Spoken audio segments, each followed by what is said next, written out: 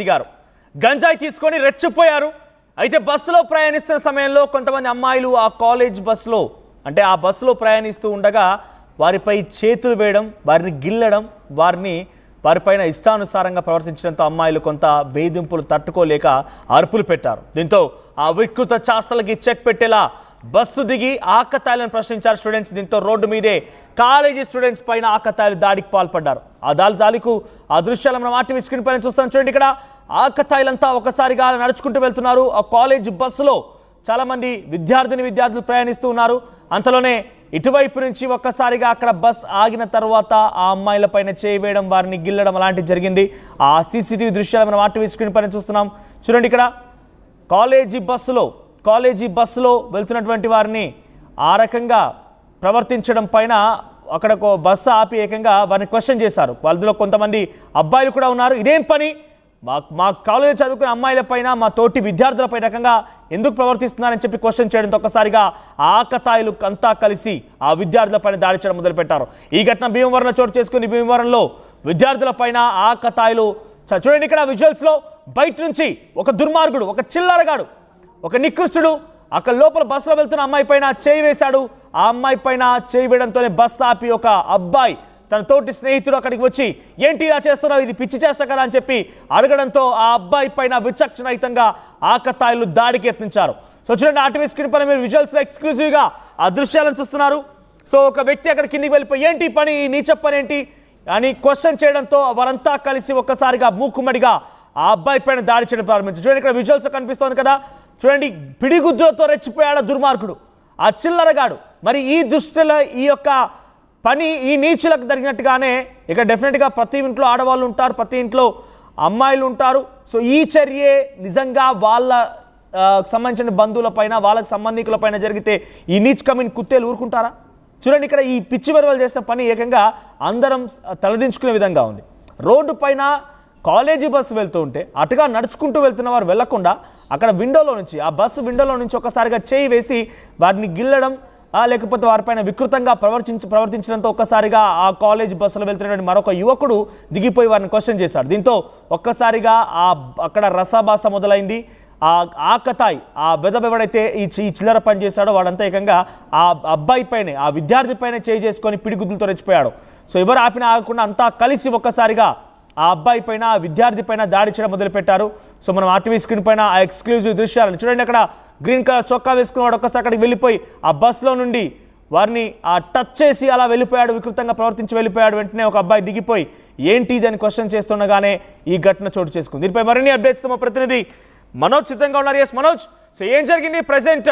ఇక్కడ సంబంధించిన దృశ్యాలు చాలా క్లియర్గా ఆధారాలతో సహా సీసీటీవీలో రికార్డ్ అయ్యాయి. సో ప్రస్తుతం ఈ ఘటన పైన పోలీసులు ఏం చెప్తున్నారు, ఆ విద్యార్థులు ఈ ఘటన పైన ఏమని ఎక్స్ప్రెస్ చేస్తున్నారు, ప్రస్తుతం ఈ ఘటన ఎటువంటి హాట్ టాపిక్గా మారింది?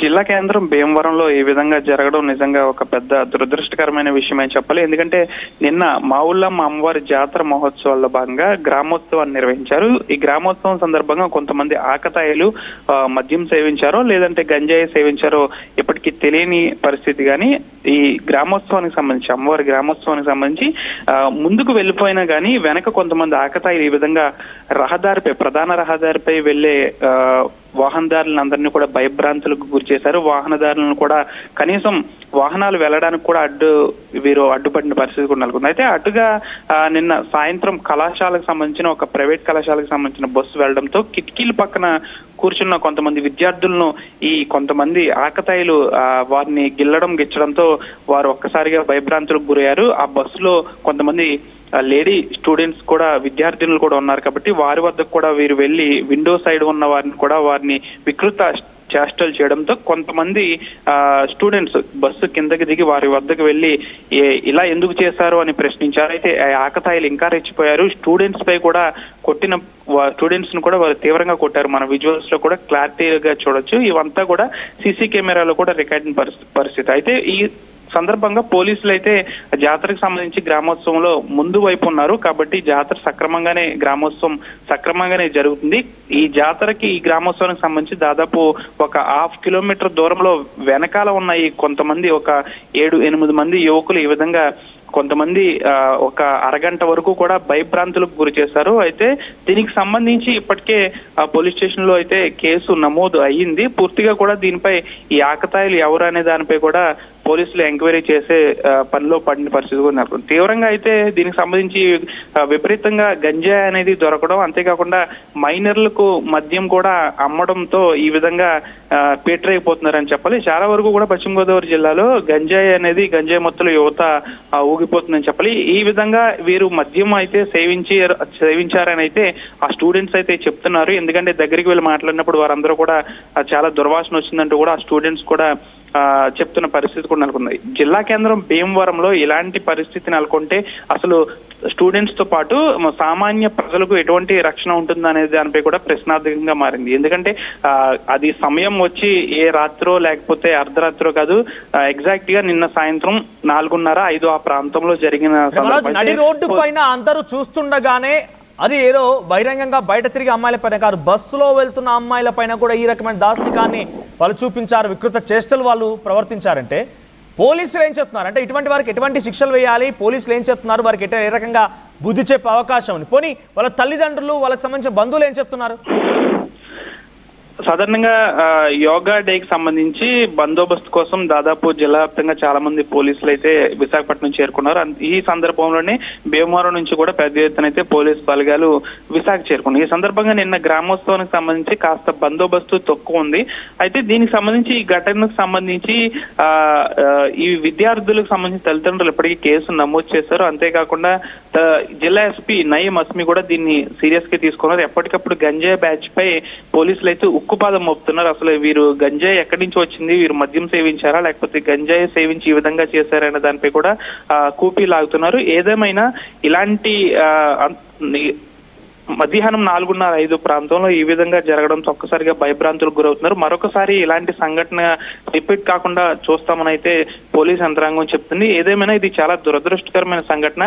కనీసం వారు బస్సులో మా పిల్లలకు బస్సులో వెళ్ళడానికి బస్సులో కూర్చుని వెళ్తుంటే వారికి కనీసం బస్సులో కూడా రక్షణ లేదా అంటూ కూడా తల్లిదండ్రులు భయభ్రాంతులకు గురవుతున్న పరిస్థితి.